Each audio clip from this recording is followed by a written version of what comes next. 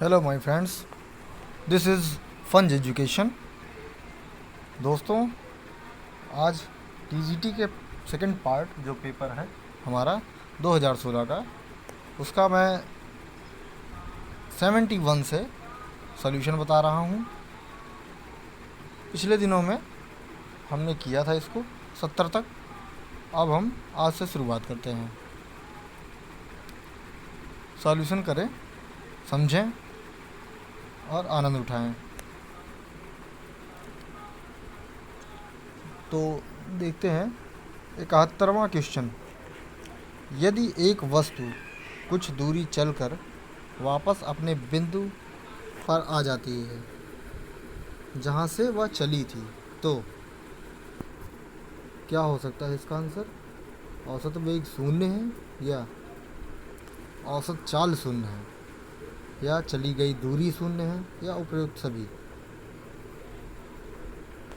इसका जो आंसर हो जाएगा ये पहला हो जाएगा, औसत वेग शून्य है। 72 पे चलते हैं। सरल रेखा में गति करते हुए एक कण का विस्थापन s बराबर 8t² plus 3t minus f minus 5 है, जहाँ s सेंटीमीटर में और t सेकंड में है। कण का प्रारंभिक विस्थापन है।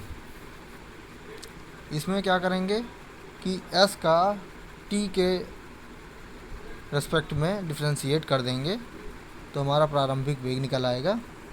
प्रारंभिक वेग होगा इसमें 3 सेंटीमीटर, यानी ए ऑप्शन सही हो जाएगा।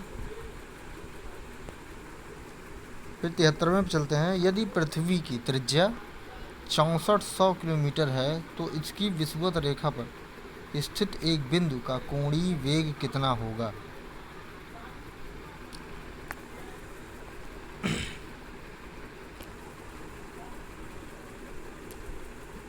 पहला ऑप्शन 7.3 इंटू 10⁻⁻5 रेडियन पर सेकंड। दूसरा है 7.3 इंटू 10⁻⁻6 रेडियन पर सेकंड। 10 गुणे 10⁻⁻5 रेडियन पर सेकंड। और 1.5 इंटू 10⁻⁻5 रेडियन पर सेकंड। तो इसका जो आंसर हो जाएगा 73 का, ये 1.5 से है, ये वाला ऑप्शन। फिर आगे चलते हैं 74वें क्वेश्चन पर। एक वस्तु को वेग समय पर निम्न समीकरण के अनुसार निर्भर करता है। v बराबर 20 प्लस 0.1 t² वस्तु पर गति कर रही है, तो इसमें समान त्वरण से, या समान अवमंदन से, या असमान त्वरण से, या शून्य त्वरण से। तो इसका जो आंसर हो जाएगा असमान त्वरण, सी हो जाएगा। फिर आगे चलते हैं। एक सीधी रेखा में चलते कण का प्रारंभिक वेग 10 मीटर पर सेकंड तथा इसका मंदन 2 मीटर पर सेकंड स्क्वायर है। इस कण द्वारा 5वें सेकंड में यस दूरी होगी। इसका सही आंसर होगा 1 मीटर।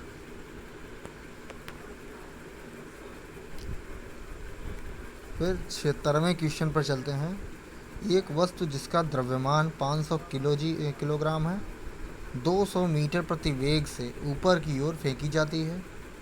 वापस आते हुए प्रारंभिक बिंदु पर इसकी चाल होगी कितनी? तो इसकी चाल हो जाएगी 200 मीटर पर सेकंड।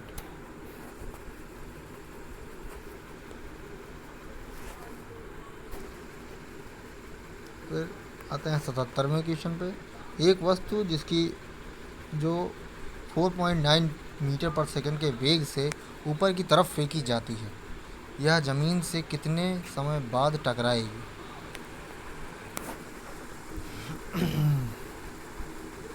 तो इसका जो आंसर हो जाएगा वो 1 सेकंड हो जाएगा। फिर एक घर्षण रहित मेज पर एक वस्तु जिसका द्रव्यमान 2 किलोग्राम है 4 मीटर प्रति सेकंड के नियत वेग से चल रही है। वस्तु को इसी वेग से चलते रहने के लिए बल की आवश्यकता होगी। अगर इसी वेग से चलना है तो यानी जो बल हो वो कोई भी न लगे, यानी न्यूटन जो होगा वो ज़ीरो हो जाएगा, यानी 0 न्यूटन बल लगे। ठीक, फिर आगे चलते हैं 79 पर। एक गतिशील वस्तु का कोणीय संवेग हमेशा नियत रहेगा यदि परिणामी बल बाह्य बल लगा होगा तो कैसे काम करेगा? नहीं। परिणामी बल दबाव लगा हो? नहीं, तब भी नहीं। परिणामी बाह्य आघूर्ण लगा हो? फिर परिणामी बाह्य आघूर्ण न लगा हो। तो कोणीय संवेग तब नियत रहता है जब बल आघूर्ण बाहरी ना लगा हो, इसलिए डी ऑप्शन हमारा सही हो जाएगा। फिर सही संबंध इसमें क्या है? L बराबर आर इंटू पी या L बराबर आर इंटू एफ या L बराबर आर इंटू पी डॉट में या L बराबर आर इंटू एफ यानी डॉट प्रोडक्ट में। तो इसका जो सही ऑप्शन हो जाएगा वो ए हो जाएगा, यानी L जो होगा वो आर एंड पी का क्रॉस प्रोडक्ट होगा, ना कि डॉट प्रोडक्ट। फिर किसी कण का रेखीय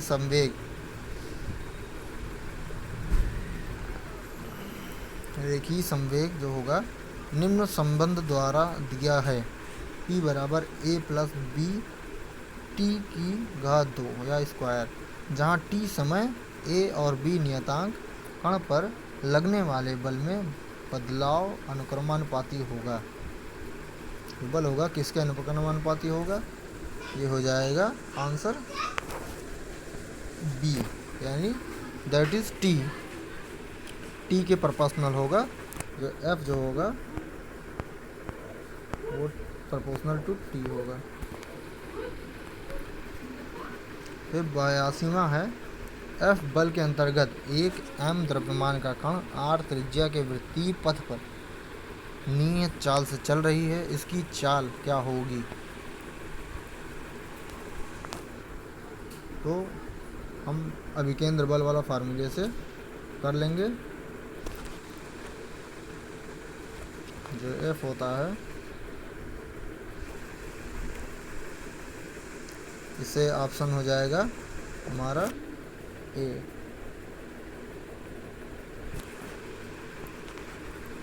एक उपग्रह पृथ्वी के चारों ओर दीर्घवृत्ताकार कक्षा में घूम रहा है, यानी घूमता है। पृथ्वी को उपग्रह से मिलाने वाली रेखा द्वारा तय किए गए क्षेत्रफल में परिवर्तन की दर अनुक्रमानुपाती होगी। पहला ऑप्शन कहता है r की घात 1/2, फिर दूसरा है r, तीसरा है r की घात 3/2 या r की पावर 2। तो इसका जो सही आंसर होगा r की घात 2। केपलर सेकंड का दूसरा नियम परिणाम है ऊर्जा संरक्षण का, रेखीय संवेग संरक्षण का, कोणीय संवेग संरक्षण का या उपरोक्त में से कोई नहीं। तो जो दूसरा परिणाम वो था नियम था वो ये कहता था कि कोणीय संवेग संरक्षित रहता है, इसलिए सी ऑप्शन सही हो जाएगा। फिर 85वें चलते हैं। तो कहता है कि पृथ्वी से प्रक्षेपित किए गए प्रक्षेप के लिए निम्न में से क्या हमेशा नियत रहता है? संवेग नियत रहता है, क्षैतिज घटक नहीं, संवेग नियत रहता है, गतिज ऊर्जा नियत रहती है, या वेग का ऊर्ध्वाधर घटक या वेग का क्षैतिज घटक।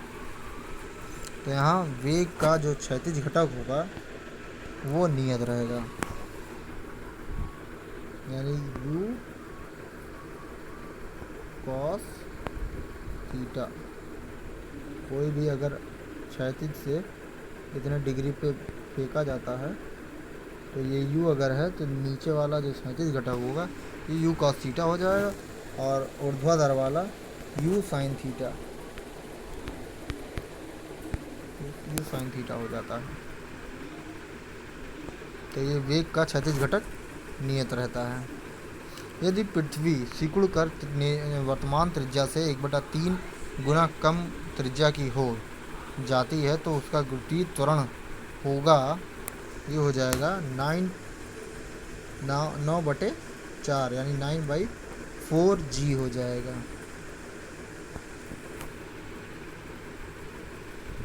87वां कहता है कि पृथ्वी की सतह से पृथ्वी की त्रिज्या के बराबर ऊंचाई पर गुरुत्वीय त्वरण है, ये हो जाएगा g होगा या g/2 होगा या g/4 होगा या g/5 होगा, ये होगा g/4।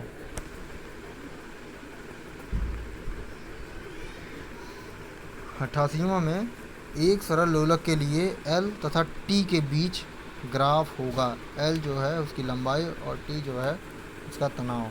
तो इसके बीच जो ग्राफ बनेगा अधिपरवलयाकार होगा या परवलयाकार होगा या सीधी रेखा होगा या वक्रीय रेखा होगी। तो इसके दोनों के बीच में जो ग्राफ बनेगा वो परवलयाकार होगा 88वां में। फिर 79 में 253 केल्विन का फ़ारेनहाइट स्केल पर है, कितना होगा?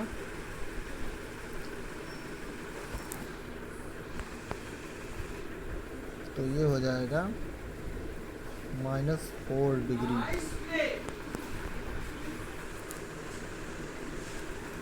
किसी पदार्थ का तापमान 27 डिग्री बढ़ाया जाता है केल्विन स्केल पर, यह बढ़ोतरी बराबर है 300 केल्विन, 27 केल्विन, 2.46 केल्विन या 7 केल्विन। तो वैसे 27 तापमान बढ़ाया जा रहा है तो केल्विन में भी 27 की बढ़ोतरी होगी, तो ये 27 सही है। फिर केल्विन स्केल पर 0 डिग्री सेंटीग्रेड का सही मान है, क्या होगा सही मान? ये हो जाएगा पहला ऑप्शन 273.15 यानी 273.15। 92 नंबर पे के चलते हैं। दो पिंड तापीय साम्य कहे जाएंगे जब, पहला ऑप्शन कहता है कि दोनों समान ताप पर होंगे या दोनों के पास समान ऊष्मा होगी परंतु ताप अलग अलग होंगे या ऊष्मा का प्रवाह होगा, यह उपरोक्त में से कोई नहीं। इसका जो ऑप्शन होगा दोनों समान ताप पर होंगे तभी तो तापीय साम्य होगा, यानी जब कोई बैलेंसिंग रहेगी तो ताप का जो है ऊष्मा का ट्रांसफ़र नहीं होगा, जब ट्रांसफ़र नहीं होगा तो पिंड जो है तापीय साम्य कहे जाएंगे। फिर 93 है, जब एक धातु की छड़ को गर्म करते हैं तो इसका प्रसार होता है, इनके परमाणुओं का आकार बढ़ता है या इनके परमाणुओं के बीच की दूरी बढ़ती है या सही कारण का पता नहीं है या उपरोक्त में से कोई नहीं। तो जब हम प्रसार करवाते हैं या किसी छड़ को धातु की गर्म करते हैं तो उनके अणुओं का तो परमाणुओं का तो आकार बढ़ता नहीं है, क्योंकि उनके अणुओं की जो दूरियां होती हैं जहाँ जहाँ वो सेटल होते हैं उनके बीच की दूरियां बढ़ती हैं, उनमें प्रसार होता है ना कि परमाणुओं के आकार में। इसलिए बी ऑप्शन सही हो जाएगा। जो उनका बल होता है बीच का अंतराणविक बल, वो उसमें प्रसार होता है ताकि वो दूर दूर हो जाते हैं। 94 कहता है कि जब एक कॉपर वाल्व को गर्म किया जाता है तो किसमें अधिकतम प्रतिशत वृद्धि होगी, व्यास में, क्षेत्रफल में, आयतन में या घनत्व में? तो अगर वाल्व को गर्म किया जाएगा तो इसके जो होगी वो आयतन में होगी वृद्धि। फिर एक बर्तन जिसका रेखीय प्रसार गुणांक अल्फा है में द्रव भरा है तो द्रव का आयतन प्रसार गुणांक गामा है। यदि गर्म करने पर द्रव बर्तन से बाहर निकल जा रहा है तो होगा क्या? हम जानते हैं कि जो ये होता है नियम 3 अल्फ़ा होता है, वो ये बताता है कि जो है गामा से 3 अल्फ़ा ऊपर होना चाहिए, जो ऊपर होगा तो बाहर निकल जाएगा। इस वजह से ये रूल सही है इसमें।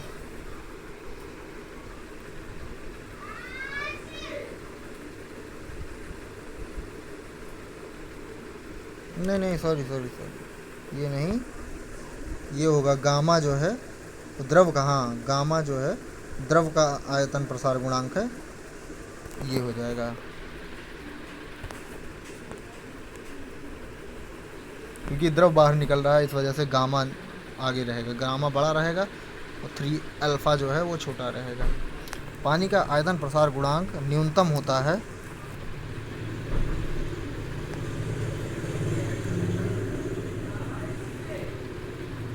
इसका ऑप्शन में क्या है, 0 डिग्री सेंटीग्रेड पे, या 4 डिग्री सेंटीग्रेड पे, या 15.5 डिग्री सेंटीग्रेड पे, या 100 डिग्री सेंटीग्रेड पे। तो इसका जो ऑप्शन सही हो जाएगा वो 4 डिग्री सेंटीग्रेड पे। साम्य अवस्था में क्या होता है, वस्तु के सभी हिस्से समानता पर होते हैं, ऊष्मा का कोई प्रवाह नहीं होता है, या ऊष्मा का कोई अवशोषण नहीं होता, या उस उपरोक्त में से कोई नहीं। तो इसका जो सही ऑप्शन है वो ऊष्मा का अवशोषण नहीं होता। वैसे प्रवाह भी नहीं होता, लेकिन सही मायने में जब अवशोषण नहीं होता तो प्रवाह कैसे होगा। प्रवाह होता है लेकिन ट्रांसफ़र मतलब जो है अवशोषण नहीं होता। वातावरण में कुछ जाएंगी उसमें प्रवाह होता है लेकिन अवशोषण नहीं होता, एक दूसरे के द्वारा आदान प्रदान नहीं होता। फिर एक मेटल का ऊष्मा चालकता गुणांक निर्भर करता है इस पर, दोनों सिरों के बीच तापांतर पर यानी ताप परिवर्तन पर, प्लेट की मोटाई पर, प्लेट के क्षेत्रफल पर, या उपरोक्त में से कोई नहीं। तो इसका जो चालकता गुणांक होता है एक मेटल का यानी धातु का, ये तीनों पर निर्भर करता है। इसमें ऑप्शन में उपरोक्त सभी का होना चाहिए, है नहीं, लेकिन ये यहाँ उपरोक्त सभी होना चाहिए।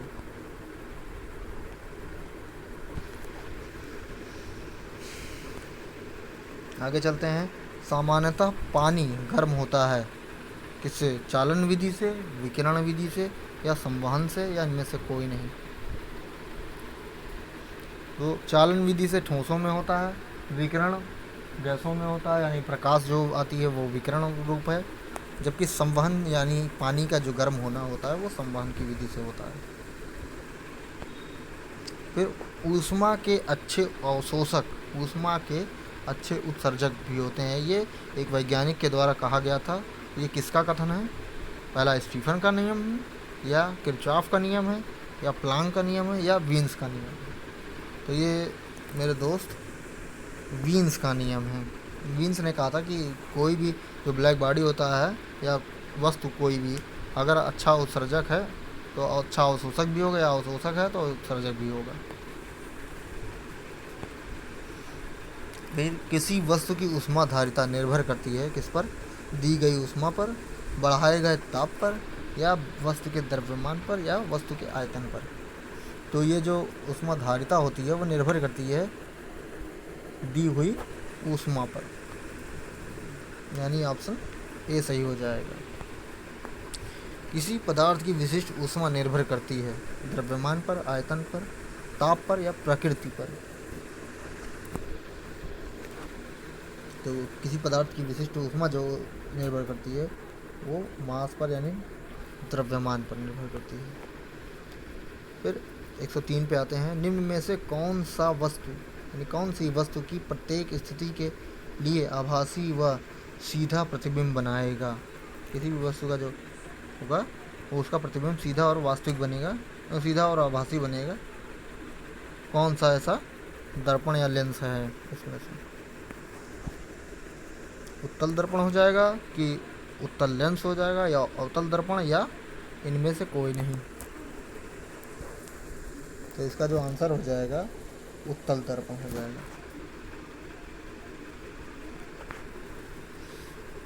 104 कहता है कि अवतल दर्पण के लिए यदि x1 व x2 वस्तु तथा इसके प्रतिबिंब की फोकस दूरियां हैं तो फोकस दर्पण की फोकस दूरी जो होगी वो कितनी होगी, x1 x2 हो जाएगी या x1 प्लस x2 की बाई 2 या अंडर रूट x1 x2 या x1 x2 अपान x1 प्लस x2। तो ये ऑप्शन में है सी हमारा सही हो जाएगा, अंडर रूट x1 और x2।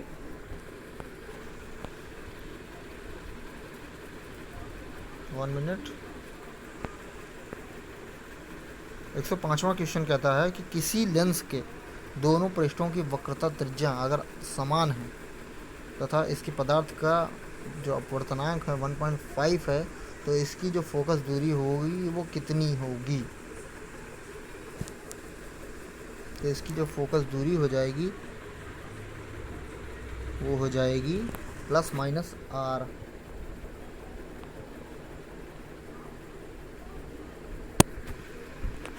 यानी ये ऑप्शन। फिर किसी पदार्थ का अपवर्तनांक महत्तम होता है लाल रंग प्रकाश के लिए, हरे रंग प्रकाश के लिए या बैंगनी रंग के प्रकाश के लिए या प्रकाश के सभी रंगों के लिए समान।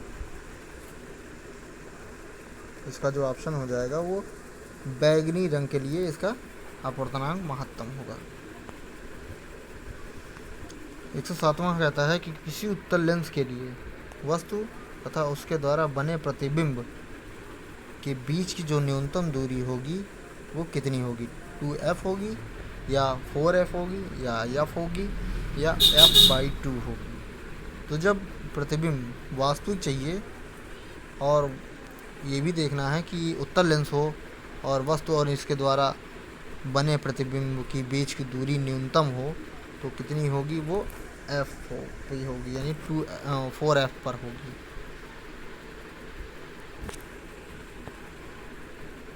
फिर लेंसों का अवर्णक समायोजन बनाता है काला व सफ़ेद प्रतिबिंब, रंगीन प्रतिबिंब या प्रतिबिंब जो अपवर्तनांक के तरंग दैर्ध्य के सापेक्ष बदलाव से प्रभावित नहीं होता या बहुत बड़ा प्रतिबिंब।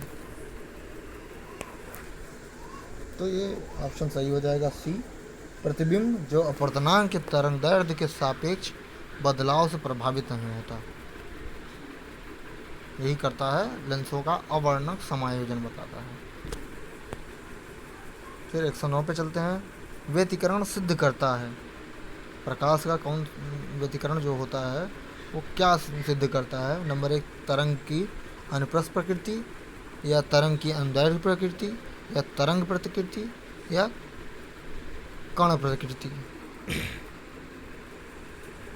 तो व्यतिकरण जो सिद्ध करता है वो ये बताता है कि प्रकाश जो है वो तरंग प्रकृति का है। प्रकाश को ध्रुवित किया जा सकता है किसके द्वारा, परावर्तन के द्वारा, अपवर्तन के द्वारा, प्रकीर्णन के द्वारा या इनमें सभी से। तो जो ध्रुवित किया जाता है प्रकाश को वो प्रकीर्णन द्वारा किया जाता है। प्रकाश का ध्रुवित महत्तम होगा जब इसे एक कांच की सतह पर आपतन कोण से डाला जाता है। 57 डिग्री पर या 67 डिग्री पर या 53 डिग्री पर या 37 डिग्री पर। तो मित्रों ये 57 डिग्री होगा। अगर हम 57 डिग्री पे किसी कांच की सतह पर डालते हैं प्रकाश तो वो महत्तम होगा 57 डिग्री पर। 112 एक आदर्श सेल का आंतरिक प्रतिरोध होता है 0, 0.5 ओम या 1 ओम या अनंत। तो ये हो जाएगा 0। अनंत जो आंतरिक प्रतिरोध होता है वो 0 होता है। 0 होगा तो काम अच्छा करेगा। 113 कहता है 1.25 वोल्ट तथा 0.75 वोल्ट के दो सेल समांतर क्रम में जोड़े गए हैं तो उसका तुल्य वोल्टेज का मान होगा 0.75 वोल्ट या 1.25 वोल्ट या 2 वोल्ट या 0.5 वोल्ट। तो इसका जो ऑप्शन हो जाएगा वो 2 वोल्ट सही हो जाएगा। सेल का आंतरिक प्रतिरोध निर्भर करता है किसके बीच, इलेक्ट्रोड के बीच दूरी पर, या इलेक्ट्रोड के क्षेत्रफल पर, या इलेक्ट्रोड की प्रकृति पर, या इन पर सभी। तो इसका जो आंसर हो जाएगा इनमें से सभी, यानी दूरी पर भी डिपेंड करता है, क्षेत्रफल पर भी डिपेंड करता है, या उसकी प्रकृति पर भी डिपेंड करता है।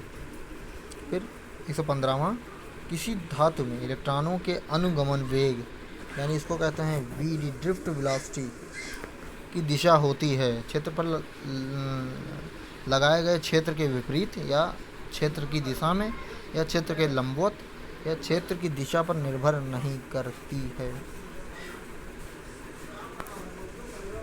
तो हमेशा इलेक्ट्रॉनों का जो अनुगमन वेग की दिशा होगी वो हमेशा उसके वेलोसिटी के मतलब क्षेत्र के विपरीत ही होती है।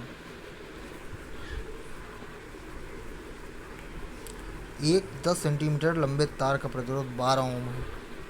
इसे एक वृत्त में मोड़ा गया है। इसके व्यास पर दो बिंदुओं के बीच तुल्य विभवांतर। अब 12 ओम का है तो इसको 12 ओम का है तो जब मोड़ करके बना देंगे वृत्त में तो एक ऐसे हो जाएगा, फिर एक ऐसे हो जाएगा, तो ये 6 ओम हो जाएगा और ये 6 ओम हो जाएगा। अब ये समांतर क्रम में जोड़ा गया है तो इसको हम तुल्य प्रतिरोध निकाल लेंगे। तो आएगा हमारा तुल्य प्रतिरोध कितना, 3 ओम।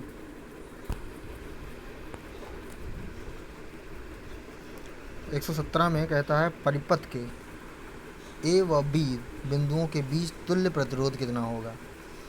अब ये भी है, सारे जहाँ तक समांतर श्रेणी में रखे हैं। पहला है ए और बी पे तुल्य निकालना है। तो सबसे पहले हम जाएंगे, जब करंट फ्लो करेगी यहाँ से फ्लो करेगी तो सबसे पहला एक ऐसे जा करके एक ये मिल जाएगा, फिर दूसरा ये मिल जाएगा, ये फिर तीसरा ये मिल जाएगा, यानी तीनों इस फॉर्म में आएंगे।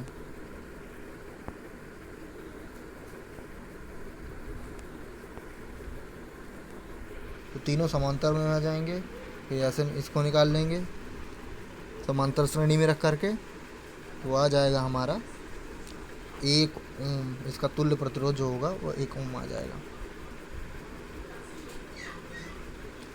फिर 118 कहता है एक गैल्वेनोमीटर को निम्न में से क्या जोड़कर एमीटर में बदला जा सकता है। एक निम्न प्रतिरोध श्रेणी क्रम में, या एक निम्न प्रतिरोध समांतर क्रम में, या एक उच्च प्रतिरोध श्रेणी क्रम में, या उच्च प्रतिरोध समांतर क्रम में। तो मित्रों, किसी भी एमीटर गैल्वेनोमीटर को एमीटर में कैसे बदला जा सकता है, वो एक निम्न प्रतिरोध वो भी समांतर क्रम में लगाकर हम बदल सकते हैं एमीटर में। एक 6 वोल्ट की बैटरी को समान मोटाई व 100 ओम प्रतिरोध के 3 मीटर लंबे तार से जोड़ा गया है। तार पर 50 सेंटीमीटर दूरी पर दो बिंदुओं के बीच विभवांतर होगा।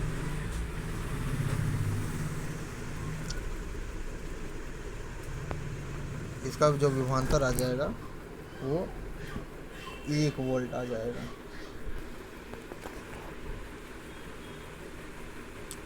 एक ऊंचाई ट्रांसफार्मर की द्वितीय कुंडली में धारा का मान प्राथमिक कुंडली की तुलना में बराबर होता है, कम होता है, या अधिक होता है, या कोई संबंध नहीं। तो ऐसा है, अधिक होता है। द्वितीय कुंडली में धारा का जो मान होता है ऊंचाई कम ट्रांसफार्मर में वो अधिक होता है। ऑप्शन सी सही हो जाएगा। फिर 121वां क्वांटम संख्या जो इलेक्ट्रॉन की स्थिति व ऊर्जा को प्रदर्शित करती है कहलाती है। पहला है मुख्य क्वांटम संख्या या द्विगंशी क्वांटम संख्या, तीसरा है चक्रण क्वांटम संख्या, या चौथा है चुंबकीय क्वांटम संख्या। तो इसका जो ऑप्शन हो जाएगा वो डी हो जाएगा, मैग्नेटिक क्वांटम नंबर या चुंबकीय क्वांटम संख्या। फिर 122वां कहता है कि चुंबकीय क्वांटम संख्या संबंधित है किससे, आकृति से, आकार से, अभिविन्यास से, या चक्रण से। तो इसका जो होगा किससे संबंधित है, अभिविन्यास से संबंधित है। फिर हाइड्रोजन परमाणु के दो परस्पर कक्षों में इलेक्ट्रॉन के कोणीय संवेग में अंतर होता है। दो परस्पर अगर कक्षों के बीच में इलेक्ट्रॉन के कोणीय संवेग का अंतर देखा जाए तो हम जानते हैं एक नियम है, वो ये बताता है कि जो संवेग होता है वो h/2 का डिफरेंस में होता है। तो इसलिए ऑप्शन बी सही हो जाएगा। जैसे जैसे 124वां है, जैसे जैसे क्वांटम संख्या बढ़ती है क्रमिक ऊर्जा स्तरों के बीच ऊर्जा में अंतर क्या होता है, समान रहता है या बढ़ता है या घटता है या पहले बढ़ता है या फिर घटता है।